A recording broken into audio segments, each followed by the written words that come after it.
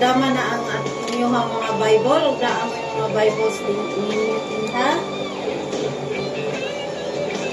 Okay, ablihan nato ang atoang Biblia sa Romans chapter 10. Romans chapter 10. Magpadayon ta sa atoang pagtuon sa libro sa Roma, Kapitulo 10. Okay. Basahon ako. Memorize na gyud nato ning Romans chapter 10 ba? No? Kada kuan, kada gabi sugod gyud ta sa verse 1 magbasa. Angtod mahuman gyud nato ning kuan Romans chapter 10. Hinaot nato nga hinaot nga ma-memorize nato ni o mahinumduman, no? Mapamilyar man lang nato ug unsay naa sa libro sa Roma kapitulo 10. Okay.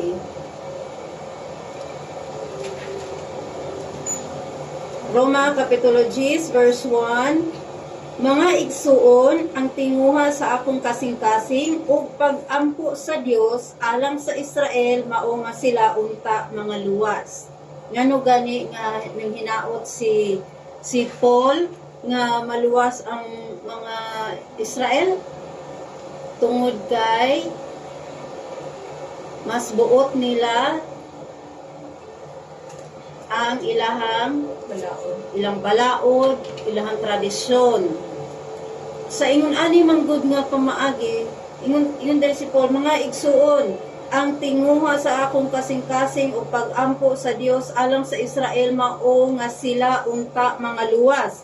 Kay ako nagpamatuod mahitungod kanila nga sila adunay kasibot sa Dios apan dili sumala sa kahibalo. Unsa may pasabot niini na ay mga tao nga puno sa kasibot diha sa Dios apan kainiton sa pagpangalagad, kainiton sa pagbuhat, pero unsa may giingon diri sa verse 3, kay sila ingon nga mga ignorante sa pagkamatarong sa Dios o nga nagapaningkamot sa pagtukod sa ilang kaugalingon nga pagkamatarong wala ipailalom ang ilang mga kaugalingon ngadto sa pagkamatarong sa Dios. Si Paul nagpamatuod nga sila na ay kainit diha sa Dios o kasibot diha sa Dios. Apan dili sumala sa kahibalo. Maski pa kita nga magsigi ta og simba kada adlaw kung sa paman ato ang buhaton dinha, magbuhat ta og kanang ministries, unsa pa ato ang maghatag tagdako kayo nga tithes, unsa pay kuan manglimpyo ta dinha sa simbahan, magluhod ta ampo padulong dito sa altar. Nagbuhat ta og kaugalingon nato nga pagkamatarong.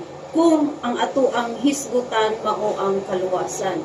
Dili sa ingon ana nga pamaagi nga kita maluwas. Dili ang atong pagkamatarong kita maluwas. Na susama ra kana nga human nga ato ang nahibal-an ang kamatuoran, mas gipili gihapon nato ang ato ang tradisyon, ang ato ang kultura, tungod kay maunay namat-an nato, tungod kay mauna ang ato ang nadak-an. Maura ka na ang ginaingon nga kita, we have the spirit of rebellion.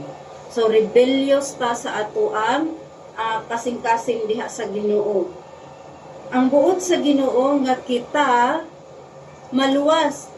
Maski diri si Paul, maupod ang iyahang ang tinguha sa iyahang kasing-kasing o pag-ampo diha sa Dios nga ang mga Israelites, ang Israel, maluwas. Kay sila ignorante sa pagkamatarong sa Dios. Nagtuo sila nga ang ilahang ginabuhat dito sa sinagog, unsa pa pagsubay sa balaod, pagbuhat sa balaod, tanan nga tawo walay maski kinsa nga nakabuhat sa tibuok nga balaod. So tan-aw na to lang maski kadto na lang 10 commandments. Subayon na to ang 10 commandments. Exodus chapter 20. Subayon na to ang maski kanina lang nga to ang hisgutan nga hitungod sa balaod. Tan-aw na to kung naabay usa ka tawo gawas kang Ginoong Jesucristo ang nakabuhat ni ining tanan. Okay, Exodus chapter 20 verse 1. Ug ang Dios misulti tanan ni ining mga pulunga nga nagaingon, nagpaila ang Dios ha, ako mao ang Ginoo nga imong Dios. Kinsa man ihang istoryahan ani? Si Moses. So gisugo sa Dios si Moses nga isulat kining mga balaod. Ako mao ang Ginoo nga imong Dios nga midala kanimo pagawas sa yuta sa Ehipto. Okay. Kung hisgutan nato ni siya, ang kaning mga Israelites sa pagsulod pa nila dito sa Ehipto, sila dili pa na sila Israelites. Sila gitawag pa nga mga Hebrohanon. Si tinta ka mga kalag ang nisulod dito sa Ehipto kadto ang pamilya ni Joseph. Gipakuha ni Joseph ang iyahang pamilya, gipaadto dito sa Ehipto. Unya dito niya gipapuyo sa Goshen. Sa Goshen dito taba kaayo ang yuta, sila ang tibuok banay ni Jacob. Si Jacob ang iyang daan nga pangalan sa una gihatagan siya bag-ong pangalan sa Dios nga Israel. Siya ang amahan sa tanan kanasuran. Okay. So sa diha nga nilambo ang ilahang angkan, ang pamilya ni Jacob, dito sila ni unlad ang ilahang kinabuhi dito sa Egypt. Okay, sa buhi pa pud si Joseph ha. Hangtod nga niabot ang panahon nga ang next nga Pharaoh wala na nakailakang Joseph. Ug silang tanan nga mga Hebrohanon nga anaa dito gihimo na silang alipin. Sa Bisaya alipin? Slave. Ulipon. Ulipon. Gihimo na silang mga ulipon. So igo na sila siguro makakaon dito, no? Kung naaman siguro rasyon ilahang kaon dito o unsa pa man. Okay, so na. Karon nagpaila ang Ginoo dinha kang Pharaoh o gihatagan sa ang sanang plague sa Bisaya gani katalagman. Okay, napulo ka katalagman. Ang Ginoo gusto niya ipaila mismo sa Pharaoh, sa mga katawhan sa Ehipto nga siya mao ang Dios. O si Moses mao ang iyahang gisugo nga maoy mo pagawas sa mga Hebrohanon didto sa Ehipto. O mao kana ang libro sa Exodus. Diha nato makita ang ilahang pag-exit dinha sa Ehipto. Ang pasabot sa Exodus, exit. Okay? Ang paghawa nila, ang pag-exit nila, ang paghawa nila dito sa Ehipto. Dito paghawa nila dito sa Ehipto, nitabok sila dito sa Red Sea. Ang pinaka-greatest miracle nga nahisulat sa Biblia, ang pagtunga sa dagat sa Red Sea, ug nagtabok dito ang mga Hebrohanon sa dry land. O ayaw mo sugot anang kuan.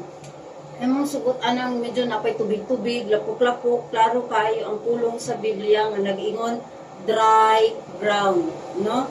Dry gyud siya. So, imagine lang pud nimo no nga sila ang mga Hebrohanon, mga 2 million souls nga kung magtan-aw diya sa kilid ba, wall to wall gud ang tubig. No, siguro na ay isda dito man siya. Siguro ang katungkuan ba, whale ba nga naa dito nga buot nga mo tukob na sa ay mga whales niya. Dili gid kung kamo man gud magbasa sa Biblia, ibutang jud ninyo sa inyong una ipagana gyud na ninyo ang inyong mga imaginations kay aron mas masabtan ninyo unsa da inyong gapanghitabo dinhi. Kung dry ground to siya didto, ay siguro aga-abog-abog na to ilahang tiil, nagdali-dali na sila ang ilahang mga kung naaman sila yung mga kabayo, kuan kay siyempre gigukod na baya sila ni Pharaoh ug ang mga soldiers ni Pharaoh unya naapagyudto sila yung mga chariots, karwahe, mga panglaban nila nga karwahe. Tapos di ba gitabok yun nila tong kuan, gitabok yun nila tong Red Sea.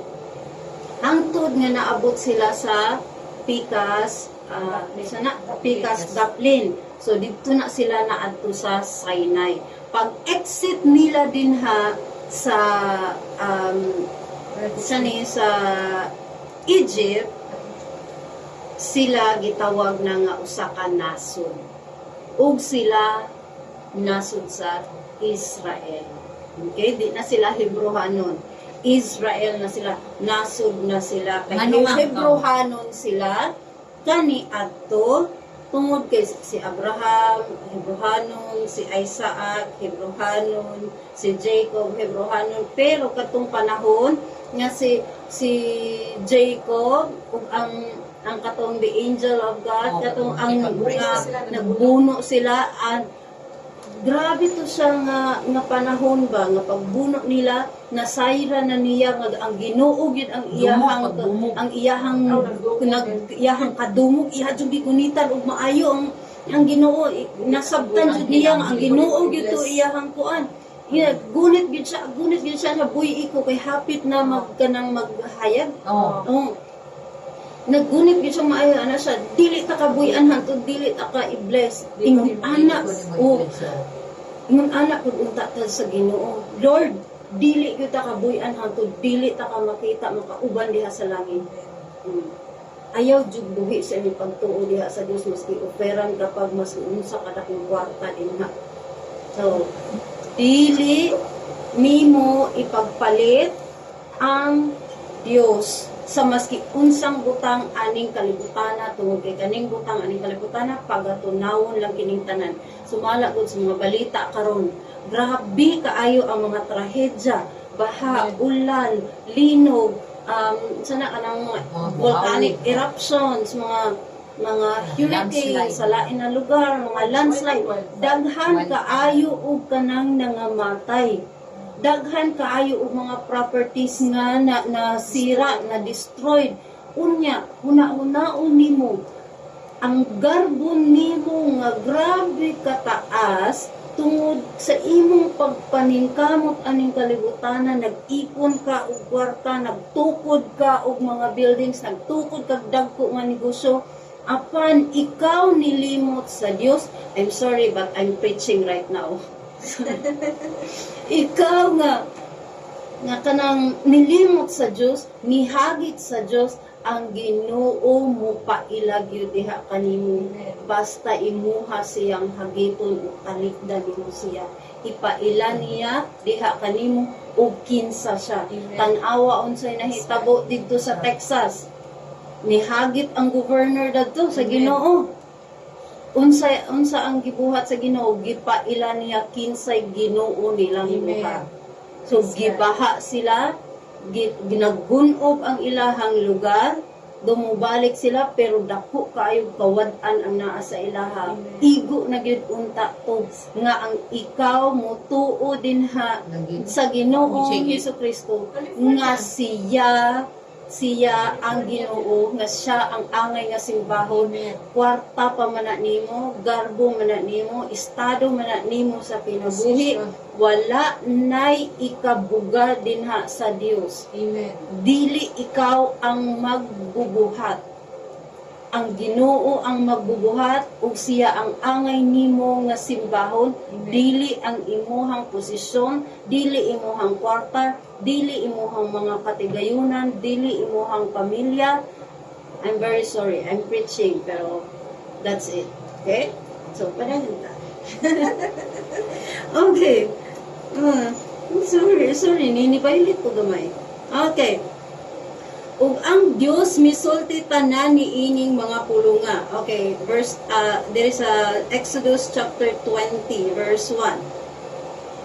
Ug ang Dios misulti tanan niining mga pulunga nga nagaingon, ako mao ang Ginoo nga imong Dios nga midala kanimo pagawa sa yuta sa Ehipto, pagawa sa balay sa pagkaulipon. Kinsa ang niluwas ka nato gikan sa ato ang pagkaulipon sa sala, si Ginoong Hesukristo. Usa ang ato ang kinabuhi ihatag nato dinha sa Dios. I-offer nato diha sa Dios ang ato ang kinabuhi hangtod sa ato ang kamatayon gikinahanglan buot mo gihatagan man ta sa Ginoo og free will, kaugalingon nato nga kabubuton nga sundon ba nato ang iyang kabubuton o ang ato ang kabubuton ang ato ang sundon. Apan ako ang kabubuton, ang ako ang tumanon. Ang ako ang kabubuton, ang tumanon ang kabubuton sa Dios. I hope we will do the same thing. No? Kay ang Ginoo gyud siya ang nibayad sa tanan natong mga sala dito sa cross. Tanan nato nga kaulaw siya ang nibayad dito sa cross. No, gikinahanglan nga ang kaning kinabuhi human nga kita giluwas sa Dios, ikinabuhi nato diha nga uyon sa iyahang kabubuton, nga ang kinabuhi nga ana nga ato ang gihiram sa karon nga panahon ihatag nato para sa kahimayaan sa Dios. Verse 3. Ingon ang Dios diri, dili ka magbaton og laing mga Dios sa atubangan kanako. Kung maghuna-huna ta, unsa may mahuna-hunaan ninyo nga Dios? Family, mga rebulto, mga unsa pa na din ha, mga punuan, mga espiritu, mga hayop, okay. Pero nasayod ba kamo nga ang pinaka number 1 nga idol sa ato ang kinabuhi mao ang ato ang kaugalingon nga unod? Kung mas ipalabi pa nato ang ato ang kaugalingon labaw sa Dios, mas Ginoo pa nato ang ato ang kaugalingon kaysa sa iyaha. And that is idolatry. Ingon ang Dios, dili ka magbaton og laing mga Dios sa atubangan kanako. Kitang tanan niagi ani nga sala. Kitang tanan sa naay panahon sa atong kinabuhi nga mas Ginoo nato ang ato ang kaugalingon kaysa sa Dios. Mas giuna nato ang kabubuton sa ato ang unod kaysa sa ato ang Dios nga manluluwas. Sa Galatians chapter 5, gisugo ta diri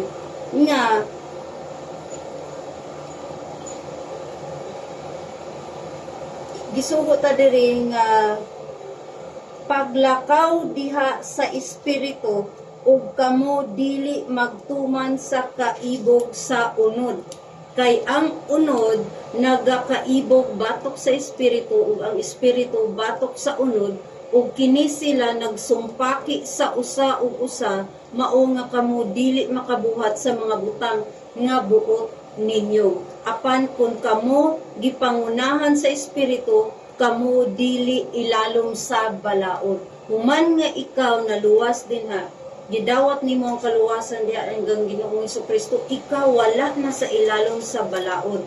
Dili kung magpadayon gihapon taan ang balaod, human nga kita nakadawat sa kaluwasan nga gihatag ni Hesukristo, kita nagpabilin nga ignorante. So sama sa giingon diri ni Paul sa Romans chapter 10, kay sila ingon nga mga ignorante sa pagkamatarong sa Dios. Kay tan-aw nila nga ang pagbuhat ni ining mga butanga simba kada Domingo, wala may daotan ni magsimba kada Domingo, no? Pero naagi uban nga gasige lag simba gaadto lang niya paghuman pag-abot dito sa gawas maura gihapon kinabuhian. So nga nimisimba ra sila dito, but really they don't know what they're doing. So kay sila ingon nga mga ignorante sa pagkamatarong sa Dios, o nga nagapaningkamot sa pagtukod sa ilang kaugalingon nga pagkamatarong. Wala ipailalom ang ilang mga kaugalingon ngadto sa pagkamatarong sa Dios. So maski kadto lang nga una nga sugo, dili magbaton, dili mag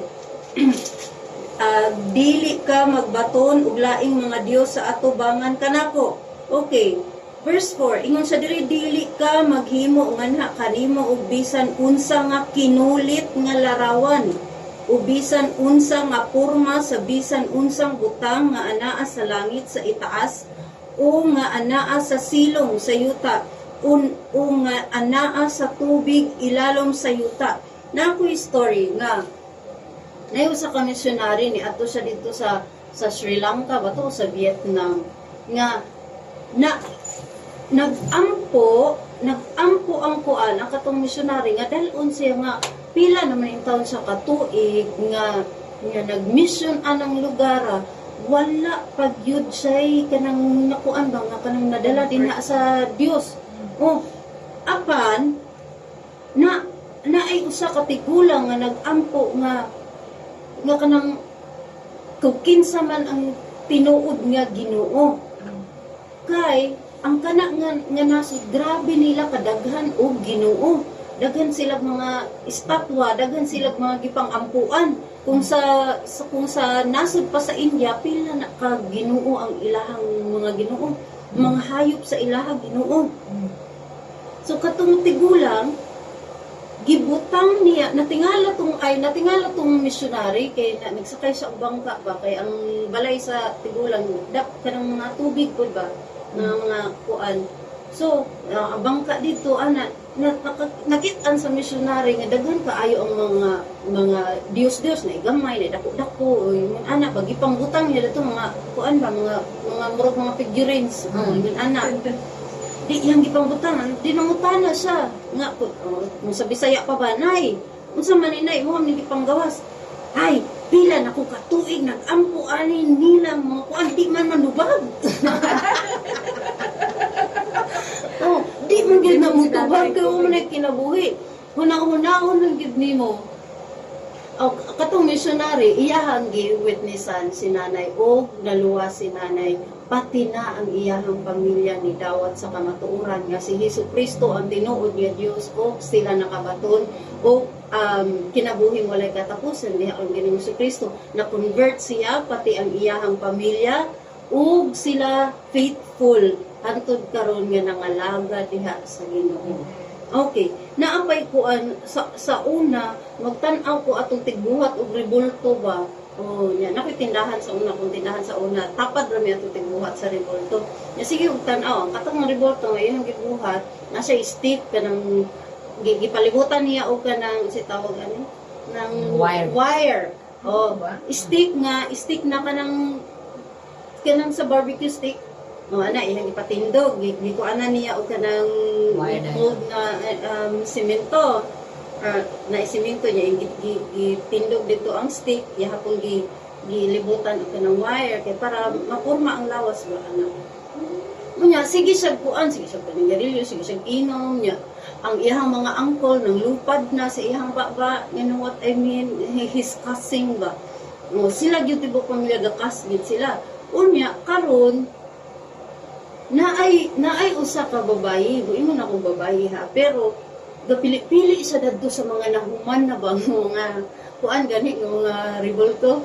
Sa pili-pili ya sa ko ang una ko nga pagkabuang-buang gyud nga ngano man nga imuha ka ng ampingan nga butanga, imuha na siyang imuhang paliton, imuhang himuong balaan, imuhang atubangon, magbaw ka, magkiss ka, magampo ka, atubangan pag yun ni anak.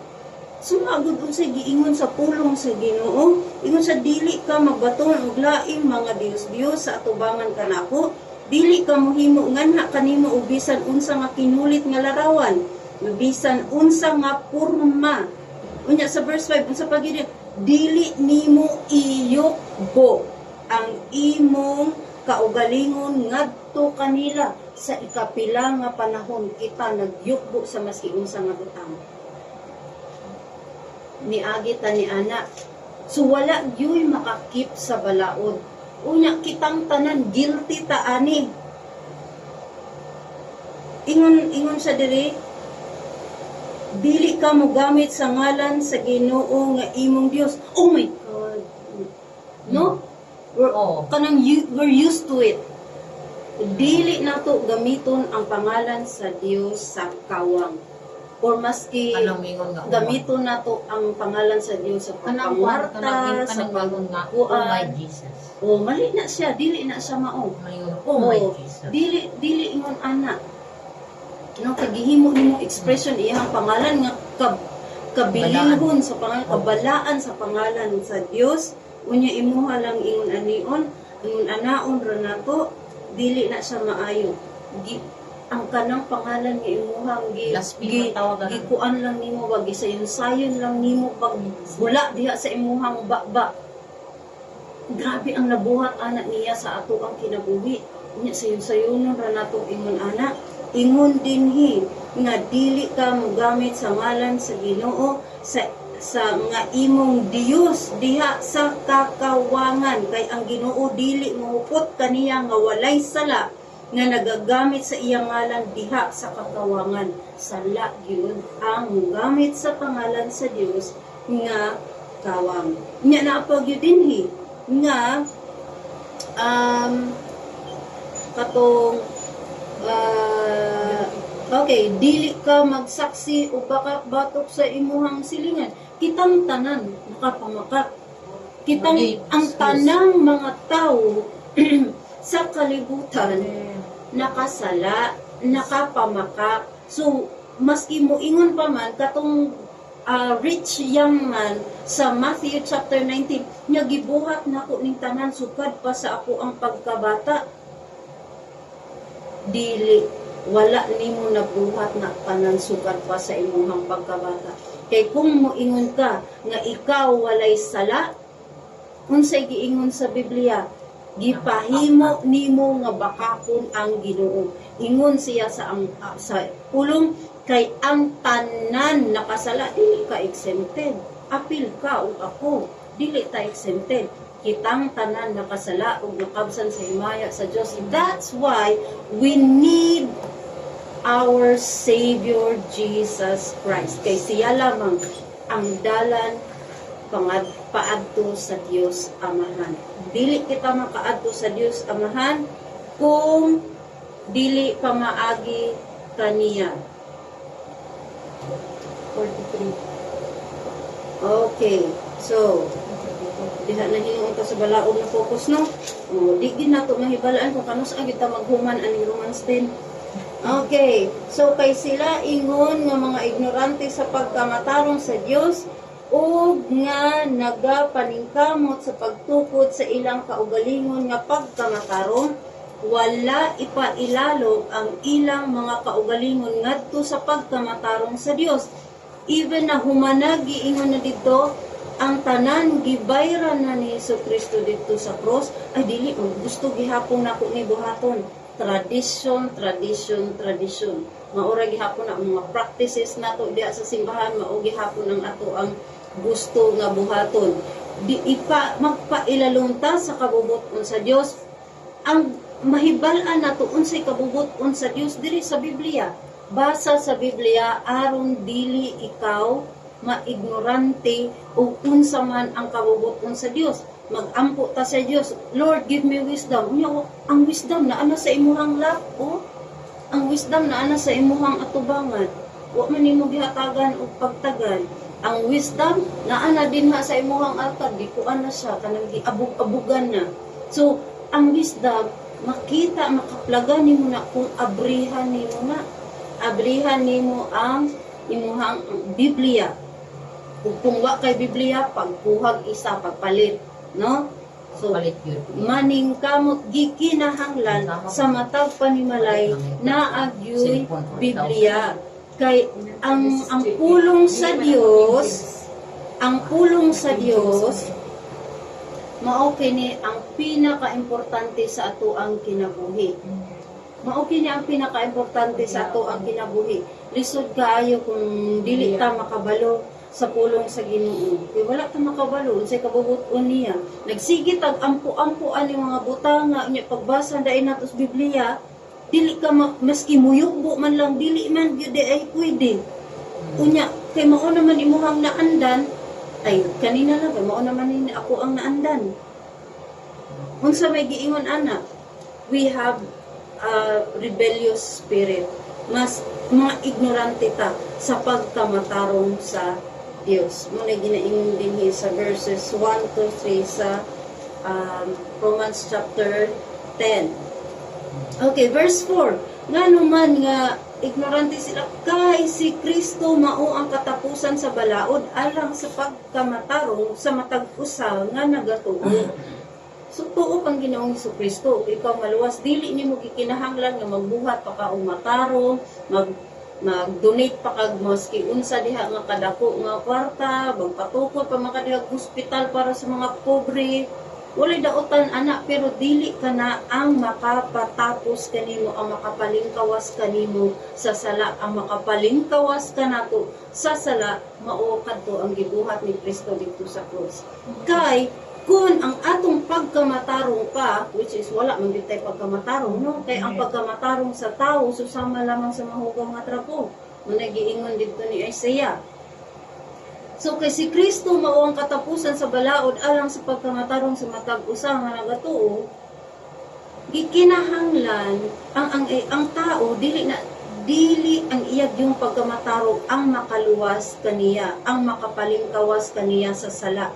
Walay maski kinsa o maski unsang butang nga makapalingkawas nato sa sala, walay makaluwas ka nato kay kung ang atoa pang pagkamatarong, ang ato ang way nga kita maluwas, ang matag usa sa atoa maghinambugay.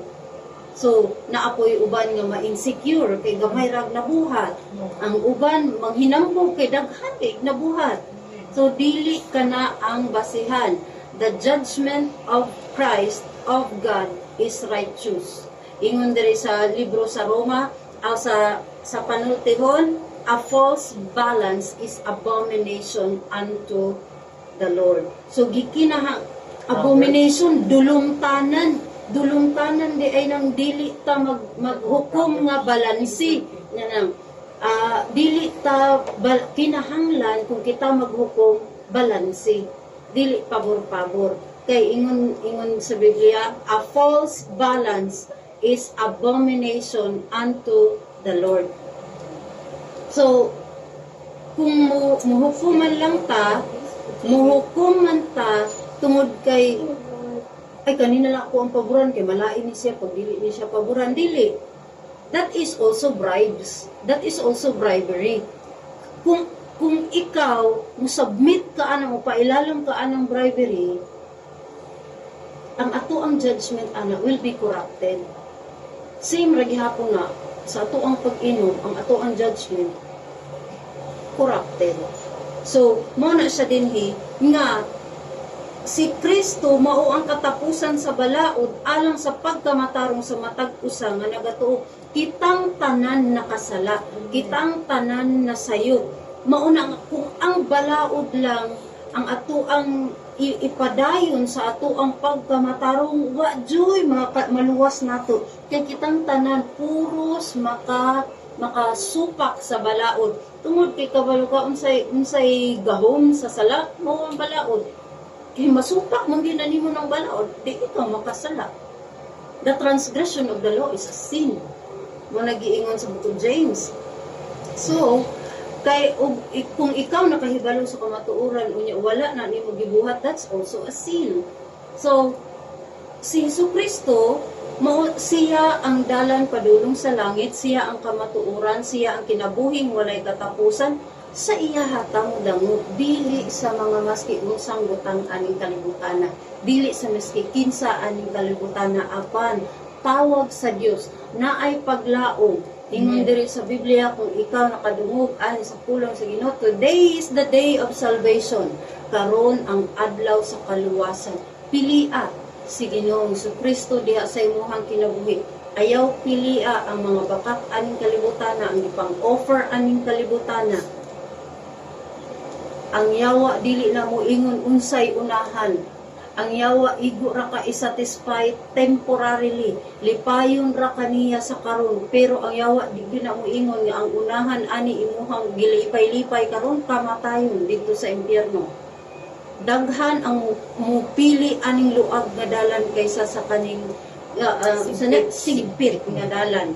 Nasayod na gyud si Sis Roche nga naglisod na jud ko unsay kanang narrow ba, no? Naguna-una na gyud siya ingon nga sigpit. Okay. So salamat kaayo. Dagko ini sa tabang sa ko agyud. Okay. So salamat sa Dios ang matag usa ka raw gatinabangay. So thank you kaayo, to God be the glory ana yung mga kani nga buluhaton. Ang Ginoo ana agyud. Amen. Ana agyud. Kung nasayod lang mo unsa gyud ni nga gi-establish sa Ginoo nga kani nga ministry. Yes, Someday makuan ra gihapon na mo ni kanang makahatag ni testimony ani sa inyo ha. So salamat kaayo sa inyong pagpaminaw karong gabi una. Yes. No? So ihangyo na ko si Sis Roche. Padayon gihapon nato ni tanawa imbis kuanta kagahap bi verse naabot tag verse 13 ni balik na po tag verse 3 no. Okay, so di kita kahibalo kung unsa gyud man itudlo sa Ginoo sa ato sa matag gabi. So ang Ginoo ang gagiya kanato unsa iyang itudlo kanato.